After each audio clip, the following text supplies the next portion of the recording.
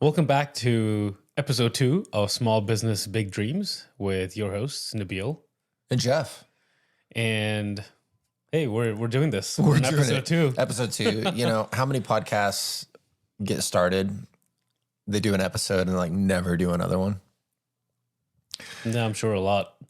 Yeah, it happens. It's not going to happen here because this is good. And this is good. This is the other week. Yeah. It's not like back-to-back episodes. Right. and like good, like it's good for us. Yeah. For me, I don't know. Maybe No, maybe for you. It definitely helped me. Good. We'll talk about that in the plan. We'll talk about that in the plan because there's some accountability to be had. Yeah. Some good, some bad. We'll see. Yeah. We'll see. What's on tap for this week, though, Nabeel? Well, I mean, this week, I think it's something that all businesses struggle with, or should be the goal of all businesses, is acquiring customers, right? How do you make that sale? How do you get a new client? Yeah. I was just designing a new course recently, and like one of the things that I was thinking through as part of it was through leads, right? Like, why is lead generation so important? And you know, this is in particular course for real estate agents, and it's like we often don't have a plan for lead generation. It's just like, let me just throw out random social media posts and like hope it turns out. Like, for a lot of times it does. Like, you just get enough word of mouth built up that it's okay. But like, how much better could we do if we had an actual plan? Because you have to have leads to turn into clients, and clients are how you get revenue. So if you don't have leads, you don't have revenue, right? It all goes hand in hand. And taking our big idea of whatever our business is, like, you have to have the money, and that's the clients, the customers. Yeah. And then you need that to go back into the lead generation. Right. It's just like, it's a whole cycle that is nonstop. Yeah. And that's especially that, depending on, this will be interesting, is sort of the different types of businesses that we deal with as we kind of get into that struggle of acquiring customers. Because some of them are longer term, right? If you're in real estate, that lead, you're trying to generate leads that may not come to fruition for years down the line. Yeah. Because it's like, you only buy and sell houses every once in a while if you're most people. Whereas if you're more like, for what you're doing, you want to maybe have more frequent customers coming through higher. I don't know. It's going to be very interesting to see. Like weekly, every day. So every business is like super different in how they acquire, or what I guess their customer needs are. But then like at the end of the day, there's probably a lot of the same issues in terms of acquiring customers. Yeah. And depending on who your customer is, your process and your timeline to acquire that customer. Yeah, this will be fun. So what's your struggle then? Like, where do you feel like the pain point, the struggle is with acquiring customers? And like, again, start out maybe like a little recap of like what it is you're trying, like what it is you're doing and the customers that you need. Does that make sense? Yeah. So this was a little earlier in the day when I was doing more design and video work, and I built my business from that. My problem was I didn't know anyone in Oklahoma. So, you know, here you are, small business starting up. I'm going to do design, video, print services, you know, all that stuff. The print services kind of got added because I was doing design. I was like, oh, might as well just tag this on, right? And I didn't know anyone, so why would anyone know me? Why would they use your services if they like don't even know you exist? Right. And I mean, think about how many designers you may know, or people that do video or print shops, or, you know, whatever it was. Why would they use you? And if they have already had that need, they're using somebody else. So then there's like a switching cost. Right. Like, if you're happy with the way things are going, or even if you're just like okay with the way things are going, then that like cost of switching, right? Not just like financial cost of switching to somebody new, but just the like hassle of the unknown of who this new person is right. And setting up a whole new system and all that kind of stuff. Yeah. Just a whole systemic change. So what did you do then? So you're here, like, I've got this business doing design work, print work, that kind of stuff. Because you did it. So eventually people knew who you were. So like, how did you kind of fight through that struggle or overcome it at the time? It was tough. So I did a lot of networking. It wasn't a natural thing for me to do, but my dad kind of pushed me, and he was like, "Hey, go to the chamber events, go to young professional events. Uh, that's where you'll meet people." And I was always like, I don't want to go to these because that wasn't my natural way of interacting with people. I have a more slow approach. Just hang out. But networking is a whole different thing, Okay. right? Because you're meeting a lot of people very fast, which in itself was a little bit of a learning Right. because it doesn't have to be like that. Okay. Okay. Why? Because you go to a networking event, you meet, say you even meet one person, but if you had like a good conversation with that person will likely remember you. You'll likely remember them. And I think that does two things because now you have a person that knows you. That was your first goal of trying to get your name out there, right? And next time you go to an event, a lot of the same people show up to a lot of the events. Now you know someone, and it's easier to, talk, and you're more relaxed, and then when you're more relaxed, things just happen a lot easier. At least for me. It makes you think sort of there's like this speed dating approach to networking where it's like, all right, I brought 50 business cards and I'm going to hand out all of them before the end of the day versus I'm going to try to actually have an in-depth, more significant conversation with one person. Is that kind of how you like transit? Because it sounds like you're like, okay, I started, there's all these people, but then like eventually settled into like a better way for you, which was find like maybe one person and start to develop that relationship. And the next time, like it sort of grows out from there. Yeah, because initially, you go armed with business cards. Actually, the first networking event I went to didn't have business cards. So that was the first learning was like, okay, gotta get business cards. Which is weird because like even today in like 2024, it feels like you still need business cards. Yeah. You would think there would, I know there's like technology solutions, but they're very disconnected now. You know what I mean? Like, oh, here's a QR code, but then like, I don't know. It just, none of those have really taken off. I don't feel like, not here anyway. Yeah, there was I think I've seen this on Instagram. The card that you can just tap and it transfers your info. Yeah. I've never used one or seen anyone use one yet. Me neither. So I'd be curious to see how that works. So if you use it, let us know. Yeah. Yeah. Apple has the new, like where you can like touch your phones. Oh, really? Sort of. Yeah. You like kind of put your phones together and it will use the like airdrop mechanic to you can like send you can send different things. You can send pictures as opposed to like manually going into airdrop or whatever. You can just like hold the phones close to each other and it uses the near field communication to recognize each other. And then you can send your contact information. But like, I can't do that with you because you're a freaking Android guy. So it's a good thing I already have your number. Yeah, right. We'll do it the old school way. Yeah. Here's my business card. Yeah. So how did that then work over time? Like, did you just like get more comfortable with networking?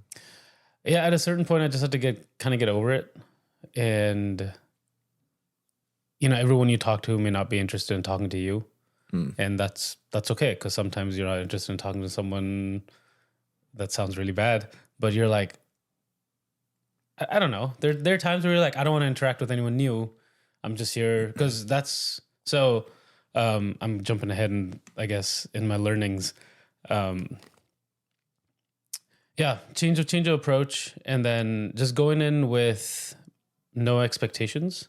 It's good to have goals when you're going networking. So be like, oh, today I want to meet 2 new people, right? That's great. And then sometimes your goal is I just want to kind of relax because I had a long day and I'm going to meet my friends that I've known over the years of networking that I know are going to be there. Because eventually you form this group of friends, networking friends that you just meet. And now you've got a whole band of people kind of that know you and spread your word.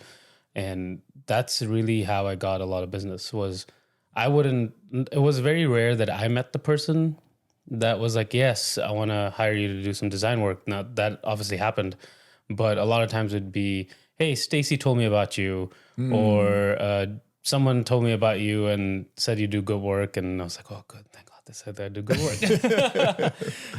But yeah. And I don't know, there was something about not expecting anything from someone either, right? Because I've made, because you never know what might happen. I've made really good friends that are probably going to be lifelong friends through networking in Oklahoma. Met just, the person that does one job with you and then you move on. So, yeah. Did you start getting business pretty quick or did it take a while? It took a while. I say that. My first day, I got some business, which was really cool. That's crazy. So that I feel like that was a little bit of a hook that kept me going. But after that first one, it took a while. Yeah. That first, I think that was a fluke. And I was like, oh, this is how it goes. Oh, perfect. This is so easy. Just show up. Money starts rolling in. Why doesn't everyone do this? But at least then I guess it kept you coming back. Yeah. Probably happened for a reason, I think about that. Sometimes things do just happen what seems like for a reason when you think about that kind of stuff. Anyway, I digress. What about today though? Because now you're doing some other stuff. Like in that case, it was almost like a one-on-one consulting kind of service for acquiring customers, right? So that's like a whole different thing where it's just you trying to find individual businesses or people to meet their needs. But now you're doing some whole different things. So like what's kind of on your mind now about acquiring customers for like what you're working on today? Lots of things. Because it's different. Because there's lots of different ways we want to try and grow the food tours. You've got the conference crowd, you've got locals, you've got tourists. Like there's lots of ways you can grow, but which, I guess, segment do you target first? That's kind of where I am right now. What segment do you target first? Yeah.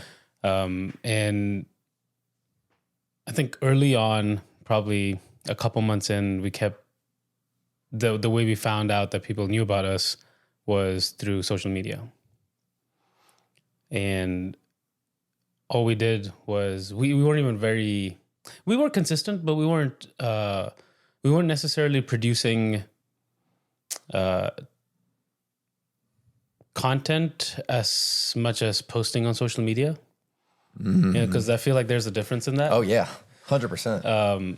And so the goal since last year has been to produce more content, and that's been successful so far. It's more of we saw you on social media, and now we kind of know what to experience and what to expect, and we've seen that in the ticket sales and how the tours have progressed. That's interesting. I like that. A difference between content and just posting on social media. I just came up with it. Oh, that's good. Man, so I'm going to write that down because that's really good. Oh, man, that's really good. By the way, still using the new fountain pen. Oh, you like it? I love it. Still enamored by it? Yes. That's a really good thought because I think if we could unpack that a little bit and maybe that's a future episode because I'm thinking in the same kind of issue space, where my issues are for acquiring customers is very much in line with that idea of content versus posting on social media. And I think a lot of people do have that I post on social media all the time, but that's not business lead generation content with a plan. Content has a plan. Posting on social media is I just throw shit out there and hope it turns into something, right? I don't know. That's where kind of my mind thinks about it. A little bit, yeah. Now you can, but I think that what separates us is the plan. Yes. And what you want out of your content. Right. You have a strategy with it. Content is a strategy. Posting on social media is just a thing that you do. Right. It's that you have to do. It's the dopamine drip, right? It's the get some likes. I think I'm doing something, but I don't actually have a plan. I don't have a strategy. I'm just doing it. Yeah. And that's where a big part of our issue with acquiring customers for me is shifting is definitely into that a content plan, because last year, so much of my plan was very short term. It's like, oh, it's the weekend. Let me just like batch together a week's worth of social media. And so I'll come up with some sort of thing and I'll like do this, and then I'll do something similar the next week. And then it's like, okay, that was a lot of work. I'm tired and I'm busy now. And so like, I'm not going to do anything that week. Yeah. So it like just comes and goes. There's no like consistent plan over time. And I think that's really problematic. And that sounds very similar to what I've been through, and I'm sure a lot of people go through. Yeah. So like, that's where we're trying to develop more of a plan. And like my thing too is I'm really cheap. So I don't want to pay for like advertising, you know, like I don't love paid advertising. Me neither. When you can reach them, hopefully reach them organically. I think you can. I think there's a space for it. And that's where my heart is in for lead generation, is really in organic content marketing, right? And that's like provide value, give them something valuable for free that doesn't cost them anything to get them to buy in, right? So you're giving them something to share their email, and then I can like email them valuable stuff that isn't all just sales. It's like, let me just share valuable stuff for you. And then when you need the thing that we sell, you're going to automatically come to us. Right. Right. Yeah. But it's like building that relationship with them over time through valuable free content that makes them trust us and like us. Yeah. Because your sale is also, you gotta warm them up a little bit. Have you noticed that, or do you get a lot of I just heard about you and here I am? It's a little bit of both. Like, I think one of the things in the real estate industry is there's a lot of turnover, a lot of people who are relatively new, a lot of people who are just like doing it. They're just posting on social media, right? But they're doing that with their whole business. They're just like doing it. They don't necessarily have a plan. And like what we're trying to do is really foster the people with the plan. Like where we're trying to, that's really who our target is, that sees the value in the products and the classes and the things that we're doing, sees the value in our content. Because if they, I mean, that's what we want, right? That's what you need, is the people who are interested in the thing that you are sharing. Right. And they're the ones committed, because education, they're the ones committed to getting better and right, diving into the industry more. Yeah. Yeah. The struggle though is I'm constantly second guessing or questioning the strategy, which constantly makes you want to like change the strategy, which constantly puts you back at square one. Yeah. Because I truly think, especially for content marketing, there's a huge piece of it that is consistent over time, trust the process. Like you can't just send out 2 newsletters and then be like, oh, nobody's reading it or responding. And then like, let me change gears. Yeah. Like, well, you got to build that trust with your customer base, your leads, that like, I'm going to be here every other week with this thing. That's this piece of content that is valuable, and they're going to appreciate that and like that over time. And they're going to trust that you're going to be there every time, that video every other week, whatever it is, right? Yeah. Like having that actual strategy. But like at the same time, I'm like, am I going to get 8 months down the line and just be like, this is a complete waste of time and none of it worked? Maybe, but I guess. But you won't know until 8 months down the line. I mean, I guess you can tell in the first couple months. Probably. You can kind of see what's happening. You can probably get some clues. Yeah. But I think that's a really good point about switching gears a lot. Because I feel like I do that as well, unless we've definitively decided that we're going to try this approach, or we're going to try to create these type of reels or whatever it is for X number of times or X number of months. And then let's see what happens. Because if we don't put that time, then kind of a few weeks in, you're like, oh man, this isn't really working. Maybe we should do something different. And we've definitely fallen victim to that. Well, because you have to have the data to know. Like, how do you know what's working or not if you don't have the data, right? Because you have to try it over time and see, how's our engagement? Is it increasing? All these platforms give you analytics and data. And if you're just constantly switching gears, you don't have any good data because you haven't like tried that methodology out over time to know, is it actually doing? Are people clicking? Are they responding? Are they liking? Are they whatever? Yeah. Over time. And like everybody that's good at content, they talk about that. They're like, it's about the analytics. It's about the data. It's like, you have to know that stuff. And if you're just constantly switching gears, like again, you're just starting over at square one all the time. And if you think about it, doesn't it go to like our brand identity? Like, can you imagine, oh, every month I'm going to change my logo? Like, why would you wouldn't do that. Nobody would ever do that, right? Yeah. Or like the product that we're selling to them, oh, I'm going to just constantly change it every month. Like, you don't do that, right? But we tend to do that with our marketing because we don't trust that it's working. You know what I mean? Yeah, I feel because we want instant results, right? Yes. We want to throw marketing out there, and then what do we get back off? Because ROI is the thing. And if you want that, then go pay Google for pay-per-click, go pay Facebook. And then you know, like, okay, we paid this much. This is how many people clicked and this is how many people bought. Yeah. Right. And you're going to pay X number of dollars per click, per lead, and then how much are you converting, right? Like, I'm going to pay $1 a click for 1,000 clicks and 10% are going to become customers. And like, you can do that with paid advertising. Right. A lot easier. But if you're doing the more organic thing, like, yeah, I think it's a longer term over time. I don't know. I'm not a paid advertising expert by any means because I don't want to do it. It's another thing. I mean, you have to learn it. But it's a thing. And I think that's a beautiful thing about small business. Like, this is what we're talking about with like these smaller businesses is like, you don't necessarily have to. I mean, maybe you can, like with your food tours, maybe you could, right? There probably would be some value in that over time. We've definitely talked about it because there is value in paid advertising. It's just, is the value right for you? Yeah. Like, I don't know how else to phrase that. Yeah. And I think with small businesses like ours, one of the things I like about this smaller business thing is building a community around your business, right? Where it's not just, like we're Walmart, right? Okay, whatever. There's no community of Walmart, right?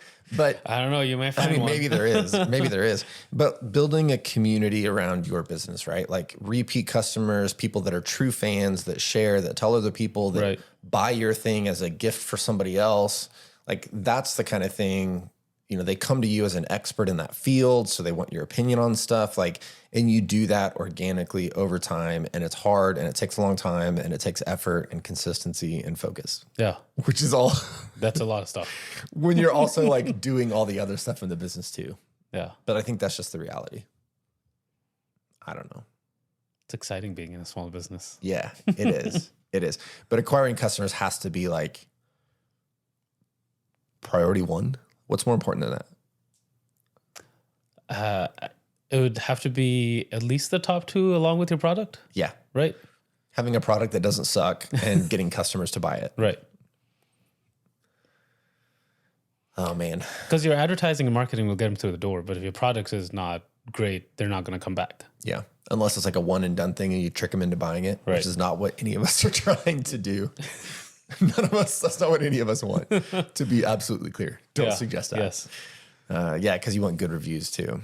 Yeah. So. And I think that's where, like you're saying, the community, that's reviews, research, referrals, all of that kind of gets into one. Because if you tell me about something, I know you've done your research, so I might do just like a little less. I'll like pull up the website, but this looks great, done. Yeah. Right? So it kind of all comes encompassed in that one community. So I think that's a big like building block for small businesses. Yeah. Yeah. Interesting. And I don't want to say that's because a lot of times it feels like it's hard to do, but if you're just trying to think about how to phrase this, if you're just doing things how you'd want to do it rather than like people can see that and you can consciously try and build a community and it'll work, or you can unconsciously kind of build one just because of what you're doing. Mm-hmm. Just do the right thing and the community will develop. Yeah. Or if your product is good and fun, people will automatically start talking about it, right? So yeah, different ways you could build that. Yeah. Interesting. We'll talk about communities sometime in the future because I have some thoughts and ideas about communities around a business and that'd be fun. How to create that. Yeah. That'd be kind of an interesting one. So then let's talk about the lesson then. Because obviously our struggle that we talked about there is like acquiring customers. And you'd wanted to talk a little bit about that's can be somewhat related, but it could be maybe something a little bit different, is things that you failed at and like kind of what you learned. Failing. Gosh. Failing forward, right? Failing forward. And I told you there's like a quote, I've seen different iterations of the quote recently, and it's like, I didn't fail 1,000 times. I just found 1,000 ways that it doesn't work. But like, there's a way that it works out there. So it's not like, oh, I failed, I'm done. It's like recharacterizing what failure means. Which just keep trying. Yeah, it's like it's just an opportunity. You just learned something like the wrong way to do it. Doesn't mean that it's like the strategy's wrong. It just means that like how you're going about it is wrong. Like the idea may still be sound. Kind of like a maze. Yeah. Where you're like, oh, that was the wrong turn. Let me double back there and try to go this other way. Yeah, exactly. Exactly. Right? Like there's an end to it somewhere. You just got to like find it. Yeah. So what's on your mind? Failing. What have you failed at? I mean, one of the things was initially networking. Yeah. As much as I'm comfortable with failing, I don't enjoy it. And so if it looks like I'm failing, I'll like try extra hard and try to like salvage something, or sometimes to make myself feel better, maybe I'll reduce my goal a little bit. So I still get something out of it and it doesn't seem like a failure. Do you feel good about that? Or bad about that? I feel good about that, but it kind of, from our last episode, we were talking about how our to-do list, when we shift it, when you write it down every day, you actively decide if this is something you want to do. Yeah. So after kind of failing or not getting the success that you wanted out of a certain task or something, sometimes it was maybe I didn't need that anyway. I was kind of reaching for the stars, but this is good. But I would never initially start off with, this is acceptable, this would be great. I always start with, this would be great, because I want to go for an ideal situation. So kind of rephrasing at the end, right? Kind of you learn from it, but reframing the goal a little bit to be like, that was successful. So you kind of learn something from it, but a different way to look at that. Yeah. Interesting. Which makes sense, right? Because depending on how far out you're looking at your goals, which I like the idea of like long-term goals, somewhere 5-10 years down the road, shorter term, like in the next year, and then like quarterly, like our action things, like I got to do now, right? So having like sort of different phases, and especially on those longer ones, like a year or longer, there's so much that can happen between now and then that like, it's less about meeting the goal and more about setting the intention and the direction, you know? Yeah. And so iterating on that and tweaking it as you need to, as long as you like keep sort of we meander, right? But like, as long as we're like getting in a direction that we're happy with and we're moving in the right direction, like it's okay. Yeah. I think meandering is the fun. That's small business for sure. Yeah. It's like if you're driving straight on a highway, it kind of gets boring. But if it's a interesting kind of scenic drive, it's always a little curvy and something to learn out there. When you go see the world's largest ball of yarn, and it's just something. I learned something today, right? Yeah, man, we've certainly meandered, which is like straight up our lesson as well. In terms of failing, it's the planning. And I think what we have done is mistaken talking about planning and having lots of ideas about planning for actual planning. Right? Ooh, that hits home. Because you and I, Tara and I'm sure you and Ryan, like everybody, like we do this in our businesses. We do it with like when we are talking about business together, we're talking with the people that we're in partnership with. It's like we talk about planning, but are we really doing the planning? Which is, to me, like it has to get real tangible. Like you got to write it down on paper. You got to have a plan for how to plan. Like, isn't that weird? I know that gets like, we're getting super meta. Oh, it's like super meta. But you have to have like a strategy for planning, right? Like, what are you doing? Like, what are you planning? Like, what's your financial plan? How are you managing your finances? What's your customer acquisition plan? Like, what's your marketing plan? Like, have you written that down? Have you, and that's one thing I did at the start of this year. Leading into this year, I was like, I need a content plan. So I created a content calendar, a content strategy, a content plan. Like I wrote it out. I've literally got a spreadsheet that has every content marketing target in terms of every other Monday, I've got a different piece of like longer form content, a video and a newsletter rotating on Mondays, and then certain social media posts during the week, like at least like 3 different days during the week. Nice. And so like I have this target that's like, I wrote the plan. This is what I want to go into this newsletter every week. This is what I'm going to do with the video. This is how they're going to connect to each other. And then they're also all going to be broken down into smaller posts that feed back to them on social media. So that's sort of like this flywheel approach to just creating a web to capture customers. That's it's just to get people like valuing what we're doing, right? Yeah. Because all of that content is about giving people free value, free education, free tips, free tricks, free, pieces of tech, whatever, like all those kinds of things. And like that now feels like I have a plan for content, whereas last year was just posting on social media. I feel like making a video this week for YouTube. So I make a video and I don't make one for 3 or 4 weeks. And it's like, that's not a strategy. That's not a plan. So what we need to do is all like do that same thing for everything else. Project management, our organizational system, scheduling and deadlines, like how we're dealing with that. That's where we have been failing, so to speak, because like we said, I told you last night we were up till midnight trying to meet a deadline yesterday. You know what I mean? Where it's like, we shouldn't have had to do that, but that's what we put ourselves in that position. And that's because we didn't have a plan. Although we talked a lot about a plan. Like you knew what you needed to do. It just wasn't formalized. Yes. And I think that matters. I don't doubt it. And I think you're right. Cause there's things that when this is weird. I did a goal/life planning thing 2-3 years ago. Yeah.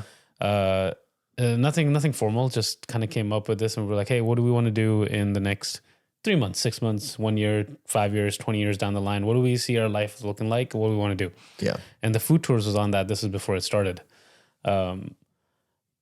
And just the fact, and this is kind of where I think we talked about just crossing out that box for working out 4 times a week or whatever that was. That's where that started as well. And it's weird when it's written down. It's so much more effective because obviously I had all these thoughts in my head for a long time. But when it was written down and it had a deadline to it, it made a huge difference. So that's something I need to get better at. Yeah. You manifested it. I feel like I've been hearing a lot about people. Have you been like, I don't know. I don't know. I don't disagree with it. I think it's important to visualize what you're going for. Otherwise you don't know what you're going for. Yeah. In a way, right? Yeah. But it's not like you're just going to apparate something out of thin air. Yeah. I'm not a conjurer, as cool as that would be. Yeah. No wizardry here. But yeah, doesn't that just go to like, I have a plan. I've written it down. It's concrete. It's serious. I mean it. It's a plan. It's strange how much impact that has. But sometimes I feel like doing that because I think I already know what I want to do. And because time is precious. So I'm not going to spend time writing this plan down. I already know it. Let's just do it. Right. But your thoughts and your mind and your memory changes over time. Absolutely. And so I think it's important. Well, so like a couple thoughts on that. Like, even if it's just you and you're you're a solopreneur, a 1-person business, like you just said, think your thoughts and your remembering all that changes over time. It's like you wake up in the middle of the night and you have this great idea. You don't write it down. Like you go back to sleep and you wake up in the morning and you're like, I had an awesome idea, but I don't remember what it was. So many times. All the time, And so how do we fight that? And especially if you've got multiple people, like if you don't have some sort of vision and you've got multiple people in the business, we could be going in completely different directions, right? I was been looking at this book. It's not even reading the book. This is more like a reference book, but it's called Traction. And it's really about developing a plan for your business, from the people aspect to the finance to the strategies and the tactics and the vision and all that. It's really awesome. It's fantastic. And that's where I'm hoping to kind of implement some of that in our business, where we can really get on that same page. But one of the quotes, and he's quoting somebody else, I don't remember who it was, but it was something along the lines of, if we can get everybody in the organization rowing in the same direction, we can win in any market, in any industry, against any competitors, because we're all going in the same direction. And there's a pretty darn good chance that our competitors aren't doing that. They aren't all rowing in the same direction. So we can win anywhere in any condition. And it's like, even if you're on your own, isn't that true? Like, you still have to be rowing in the same direction with yourself and not constantly changing and forgetting. Yeah. And then it goes back to the book E-Myth Revisited, the E-Myth, where it's like, how do you work on the business and not in the business? Where, like, your food tours, for example, like creating some sort of system that you could hand the playbook to somebody else, sort of almost like a franchise idea, right? Where, like, I could hand the reins over to anybody. Here's the system, and they could go do it. You know, and I think that's important, even if we're always going to be us working in the business, but you have some sort of a consistent plan. Yeah. And that's what we don't have right now. Guilty. I think probably 98% of small, I mean, I just made that up, but like, it's got to be a huge portion of small businesses of statistics are made up. Fair, right? But it's got to be this huge portion where they're like, you're just doing the thing. Yeah. And you don't really have a plan. Well, because I feel like it either goes back to time or you just don't want to do it. Be like, oh, I got the idea. I'm just going to do it and implement. Yeah. But I think sometimes when you take that idea and even just write that down, even if it's a short-term idea, because I think short-term ideas you can implement like that and that might work. But if you write that down, that might lead to like a longer term, I'm going to trail this into this and then that, you know. The funny thing is that this is almost completely contrary to everything we talked about last week about execution. Yeah, just do it. just plan for it and then do it. and this, like, you want to talk about a struggle of small businessman, like, we plan, but we probably don't plan correctly. And then we execute, but we're not really executing the plan. And we don't, like, there's a balance there somewhere between executing and having a plan. But like, I don't know what it is, but that's where a struggle is. Cause we just talked about a week ago about that's really executing, but like, just go do it, stop planning. And here we're talking about planning. That's really funny. So, I mean, it's a little bit of both. It's balance. Plan, don't plan. Again, I think like anything, the answer is like somewhere in the middle. Yeah. Probably. You can't just go execute on nothing, but you can also like plan till you're freaking blue in the face. And if you don't ever actually go do it. So at some point you got to stop planning, but there's probably this like balance of sort of penduluming back and forth of like, okay, I'm executing. Now I got to have a plan. Like, I've got an idea of what I'm doing. Let me swing back over and do a little bit of planning to make sure that we're doing things the right way. Okay, now I got to swing back over and start executing again, and let's revisit the plan and tweak it. So it's like, you got to kind of maybe like meander back and forth between planning and executing to keep that balance and making sure, again, you're moving towards whatever that target is. Yeah. Geez, it just struck me that like it's was the opposite of everything. This is what's so hard about it.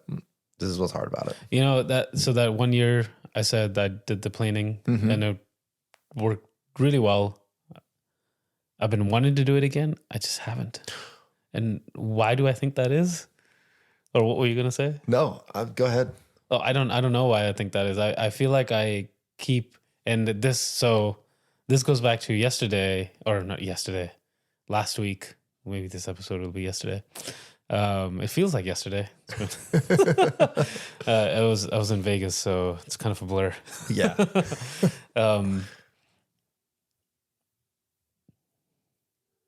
Planning. I was trying to remember where I was again. It goes back to yesterday, where at some point you just have to do the plan, like, because I want to set aside a day, and I want it to be like the perfect scenario. Like, ooh, I'm going to do this, and then I'll just have the whole day to do this. But at some point, you just got to not wait for the perfect time and just like, I'm going to plan for 2 hours and then pick back up or whatever that is, but at least get it done. I like that. And that's where I think I stumbled on my next planning that I wanted to do. What about as like small business owners here? I just finished listening, and I think I've been referenced the same podcast last week. I really like these guys. It's My First Million is the podcast. And this week, what they talked about is one of the guys, they did a retreat, and it was like 20 people. And now these are like literally some of them are billionaires. So we ain't there. But like Mr. Beast was one of them, you know, Okay. who's like, you know, the biggest content king in the world on YouTube. And some of these other people who like, one of them was like one of the founder, like the founder of Airbnb. Like these are high level people. Yeah. But that's what's amazing is you got people who are like high level people that went on this retreat together with like 20 of them that was sort of planned by this My First Million podcast host. And they sort of shared stuff about their business, their strategy, networked with each other, gave ideas, planning, all that sort of stuff. And then they like sort of all fed into each other that way. We could do something like, and these are all people from all different industries. So maybe we could look at an opportunity of, in support of everybody else, like let's plan a day getaway, whatever, like a full day. You can rent a conference room and like create a plan for how we then as a group kind of plan our individual businesses out, like that kind of thing. Ooh, And I do like that. a strategy session, but it's sort of a group strategy session where we're all in there committed as small business owners. How do we do better? Yeah.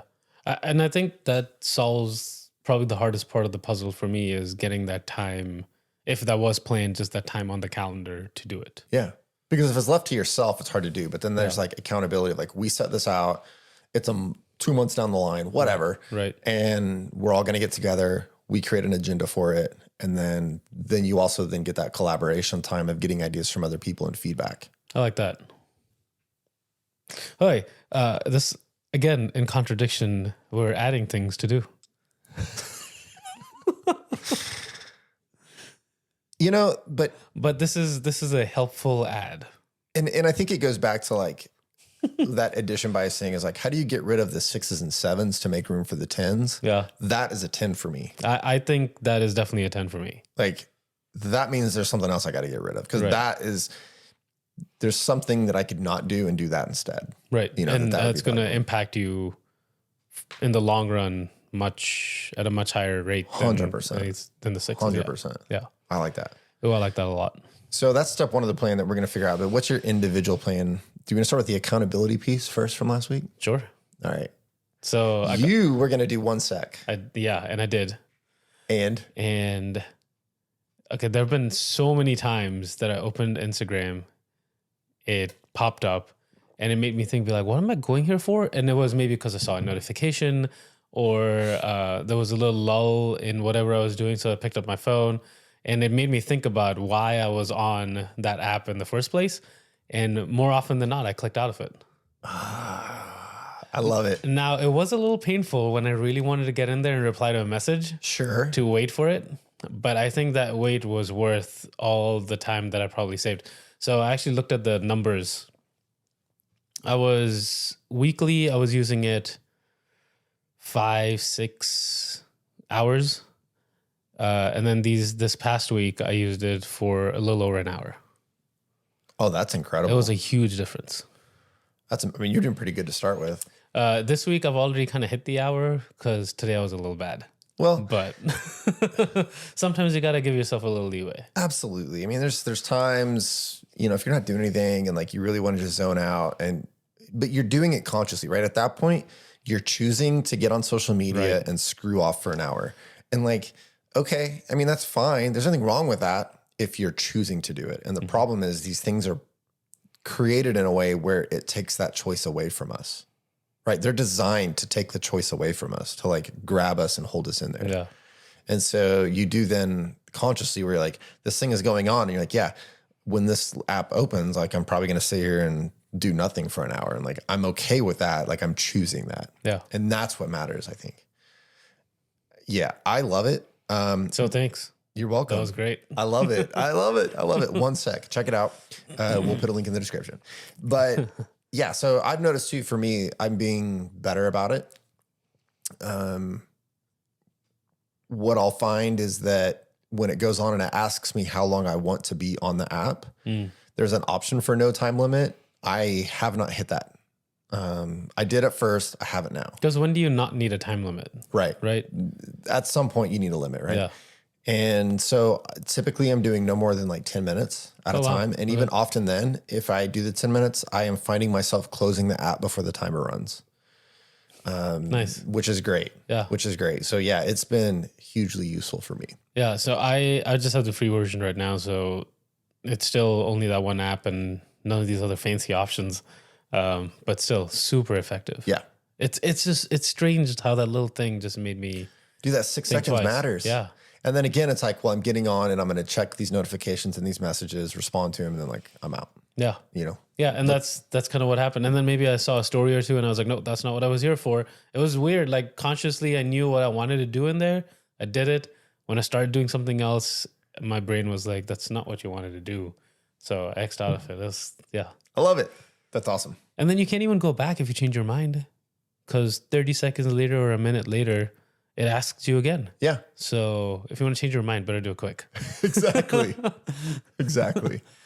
It's awesome. Check it out. 1 sec. Yeah. How about yours? So I did 2. The continuing to bullet journal, which I will tell you, I have done every day. Nice. We can verify. Right? We can verify. We can verify. Look, it's still all there. It's good. We got notes. We got, even if I'm not like time blocking my day, what I am trying to do is even go back after the fact and write down like what I did. So then it becomes sort of like an interesting little just history of life. You know, I'll probably never ever look at it. Like you do that daily? Yeah.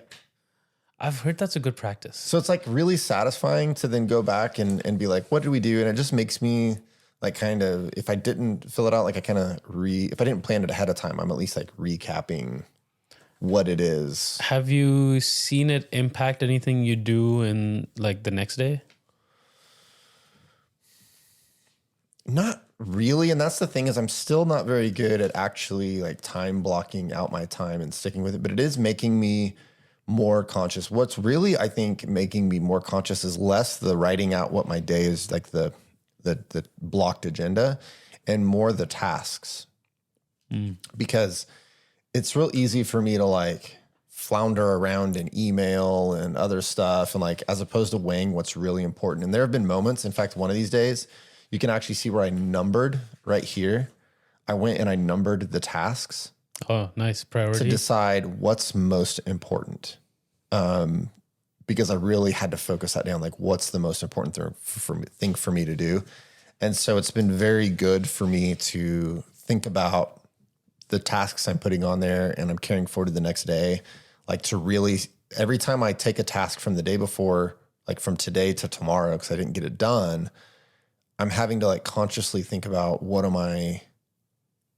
my strategy where I'm going to get this done. Like I'm at least thinking about it, as opposed to I put it on my app to-do list on my phone and it just sits there and I don't think about it. This, I have to actually at least give some thought to it every single day. Yeah. So it's good. I love it. I'm in, man. Nice. Like, it's awesome. Nice. I intend to keep doing it. So I'm 100% on the sort of little mini bullet journal, and the small size, game changer for sure. As opposed to because that can even fit in your pocket in a bigger pinch, size. right? You could put this in your pocket for sure. I mean, it's literally like their pocket size. So that's kind of the idea.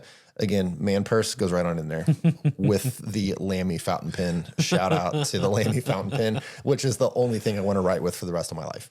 The other one was reading consistently. Yeah. I'm like 50-50 on that. And I have it in here as like, you know, a daily quest. Yeah. My daily quests here are to read, move, and write. I love that you call them daily quests. Yeah. So the daily quest, I've got a side quest here, like, you know, something random to do during the day that just like creates a little sense of adventure in your day. That's my side quest. My tasks are supposed to say quests, but they don't. Anyway. So yeah, kind of little gamification. It's very RPG of you. That's literally how I'm thinking about it. It's very RPG-ish. I like that. I mean, people say life is a game. Yeah. Might as well be. Might as well have fun with it. So the reading, some mix, but we've had some big, like I said, we had that big deadline yesterday that we were working on. Yeah. And so like, there's just been days where like, it's just been sort of like sprint grind mode, and yeah, didn't get it done, but That's But you okay. got some of it done. And I've been doing more writing because I've got this guy. It's the bigger notebook, as well as Well, and your fountain pen. this notebook and the fountain pen. And I'm just loving the analog writing. I love it.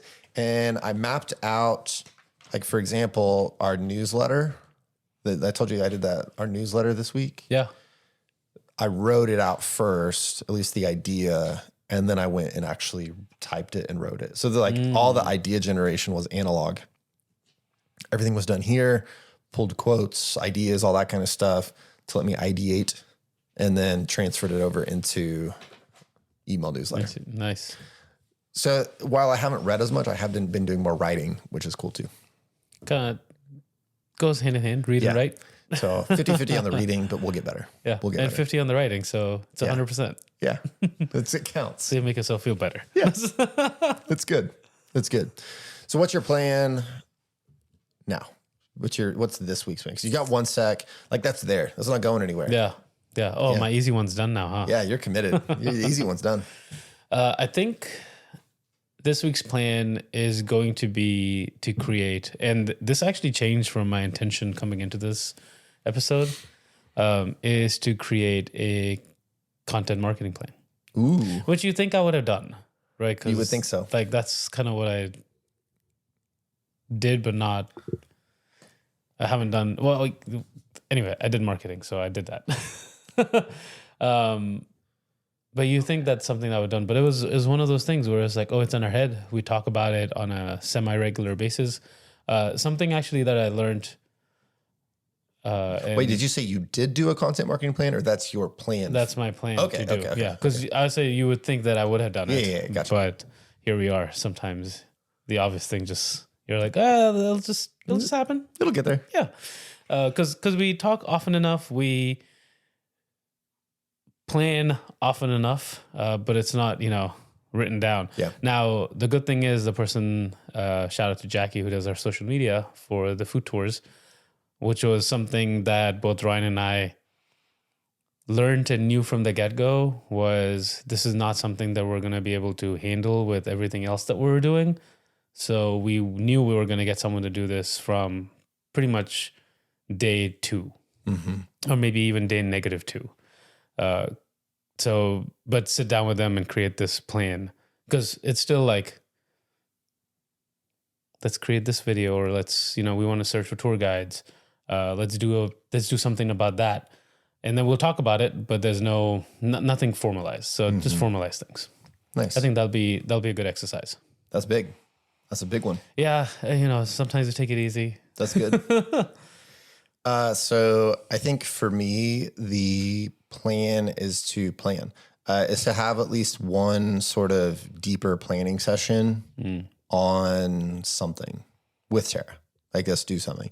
We're actually going to Dallas this weekend, just sort of like a down and back trip. I'm kind of thinking like maybe could we use the car drive to do some of that? I don't know. We'll have to see. But that's the idea, is to actually spend some quality time doing some strategy, planning, something, systematizing some aspect of what we do, at least to get started. Yeah. And maybe it's like planning this retreat thing, because we'll see if Tara likes that idea. I'm into this now. I like it.